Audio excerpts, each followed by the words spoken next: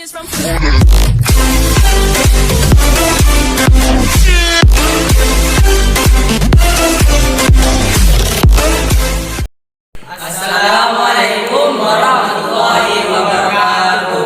Kami dari 10C SMA Nahdlatul Tulab akan menjelaskan ekosistem laut dalam bentuk terarium.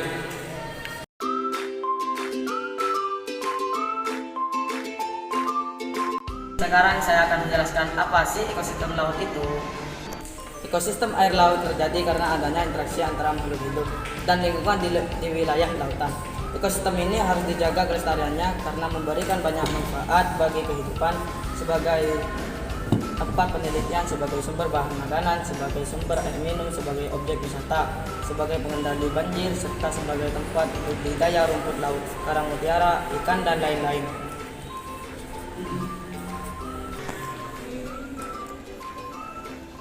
Seluas apa sih ekosistem laut itu?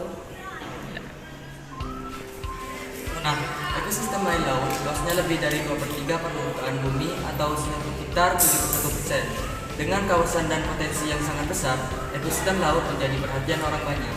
Sementara Indonesia juga merupakan negara yang terkenal akan kekayaan laut dan kepulauannya, diapit oleh dua samudra, yaitu Hindia dan Pasifik. Indonesia memiliki 8.500 spesies ikan, 5.055 spesies rumput laut, dan 950 spesies terumbu karang. Dibedakan menjadi dua, yaitu berdasarkan intensitas cahaya matahari ke dalam lautan dan berdasarkan kedalaman laut. Ekosistem air laut dibedakan menjadi 4 daerah, yaitu coba jelaskan. Ya. Berdasarkan kedalaman air laut, tingkatan ekosistem air laut ada 4, yaitu daerah litoral dan 2 daerah meritis, 3 daerah bagian, 4 daerah abisan. Berdasarkan intensitas cahaya matahari ke dalam lautan dapat dibagi 3 bagian, yaitu daerah fotik, yaitu daerah laut yang masih dapat ditembus cahaya matahari dan kedalaman maksimum 200 meter. Daerah lilik, yaitu daerah remang-remang yang tidak efektif untuk kegiatan fotosintesis dan kedalaman antara 200 atau 2000 meter. Daerah afotik, yaitu daerah yang tidak tembus cahaya matahari dan gelap sepanjang masa. Di dalam ekosistem laut terdapat komponen biotik dan abiotik. Coba jelaskan. Komponen biotik adalah bagian dari ekosistem yang terdiri atas makhluk hidup.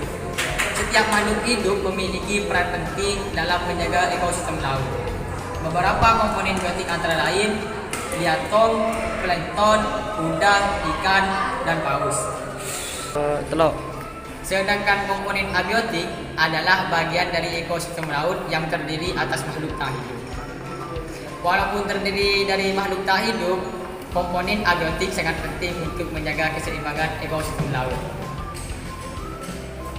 Misalnya, ikan tak bisa bernapas tanpa adanya air, dan udang akan sulit berlindung dari predator tanpa adanya pasir dan bebatuan.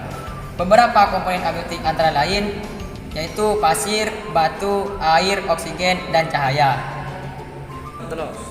Ekosistem laut ini memiliki banyak manfaat. Jadi yang akan menjelaskan manfaatnya.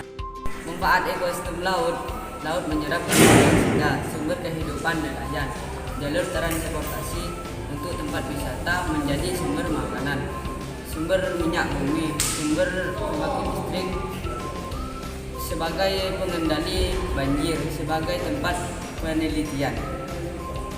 Nah, itu dia penjelasan tentang ekosistem laut.